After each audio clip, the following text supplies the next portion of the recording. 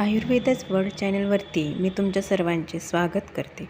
आज आपण जाणूबस्ती घरच्या घरी कशी करावी ते पाहणार आहोत. जाणूबस्ती म्हणजेच गुडघ्याभोवती तेल धरून ठेवणे याला जाणूबस्ती असे म्हणतात. तर जाणूबस्तीमध्ये स्नेहन, स्वेदन आणि बस्ती अशा 3 विधी केल्या जातात.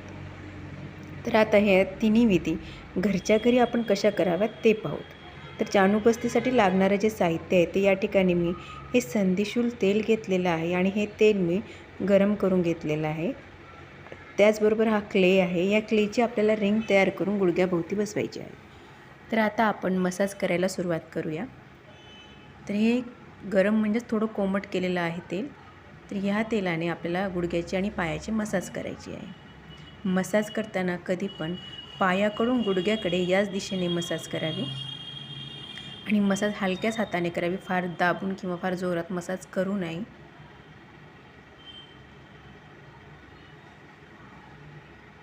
एक 10 ते 15 मिनिट मसाज करायची आहे. आणि लक्षात ठेवा, जाणूबस्ती हा दररोज 7 दिवस कंटिन्यू करावा. मसाज झाल्यानंतर एका कपड्याने पाय व गुडघा पुसून घ्यावा. त्यानंतर आता आपल्याला शेक द्यायचा आहे पायाला. तर त्यासाठी मी या ठिकाणी वाळू आणि खडी मीठ गरम करून घेतले आहे आणि त्याची मी या ठिकाणी एक पोटली तयार करून घेते आणि या पोटलीच्या साहाय्याने आपल्याला गुडघ्याला शेक द्यायचा आहे. यालाच स्वेदन असे म्हणतात.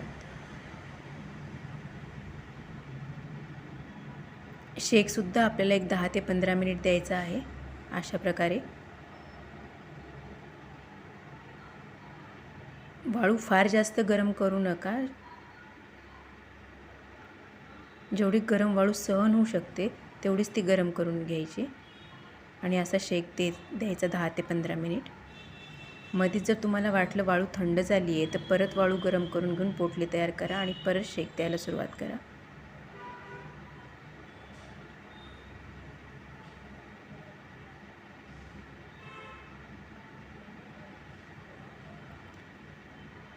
ज्या लोकांना गुडघ्यांचे आजार आहे, जसे की संधिवात, आर्थरायटिस वगैरे आहेत, त्यांच्यासाठी जाणूबस्ती खूप उपयोगी ठरते.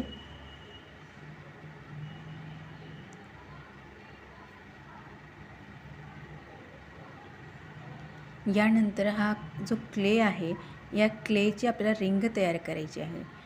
तर ही रिंग तयार करण्यासाठी आधी तुम्हाला क्लेला पाण्याचा हात लावून ती क्ले चांगला सॉफ्ट म्हणजेच मऊ करून घ्यावा लागेल. तर तुम्ही या ठिकाणी पहा मी कशी रिंग तयार करत आहे ते. अशा प्रकारे रिंग तयार करून घेतली तर गुडघ्याभोवती रिंग चांगली बसू शकते व तेल सांडणार नाही.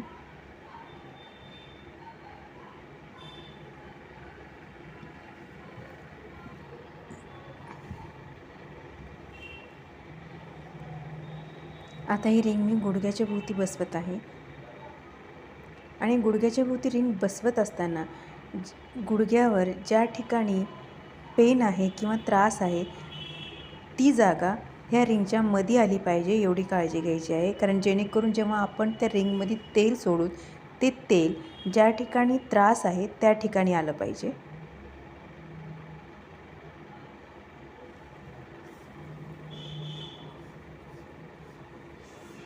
किंवा ज्या ठिकाणी गुडघ्यावर सूज आहे त्याच्या भोवती ही रिंग बसवायची आहे.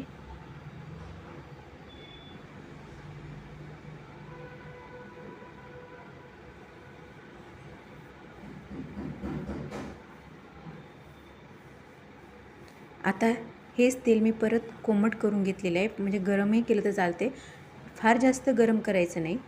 आणि अशा प्रकारे या तेलाला कापसाच्या बोळ्याच्या साहाय्याने अशा प्रकारे या रिंगमध्ये सोडायचं आहे. तेल या रिंगमध्ये सोडत असताना एकदाच सगळं तेल सोडायचं नाही. असं कापसाच्या बोळ्यामध्ये तेल घेऊन हे अशी त्याची धार त्याच्यावरती धरायची आहे आणि या वाटीतलं पूर्ण तेल या रिंगमध्ये टाकून झाल्यानंतर लगेच हे तेल बाहेर काढायचं नाही. जोपर्यंत हे तेल थंड होत नाही तोपर्यंत ह्या रिंगमध्येच राहू द्या. थंड झाल्यानंतरच हे तेल कापसाच्या बोळ्याच्या साहाय्याने बाहेर काढायचं आहे. आत्ता या ठिकाणी हे तेल थंड झाले तर मी काढून घेते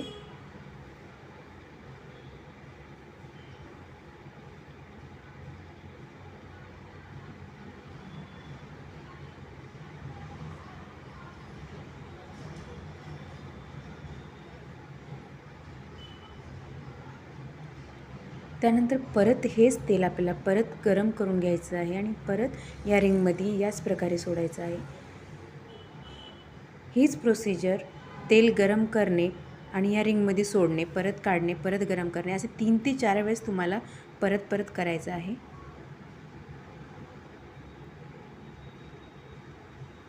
दररोज 7 दिवस जर जानू बस्ती तुम्ही घरच्या घरी केलीत तर याचा तुम्हाला खूप चांगला रिझल्ट पाहायला मिळतो.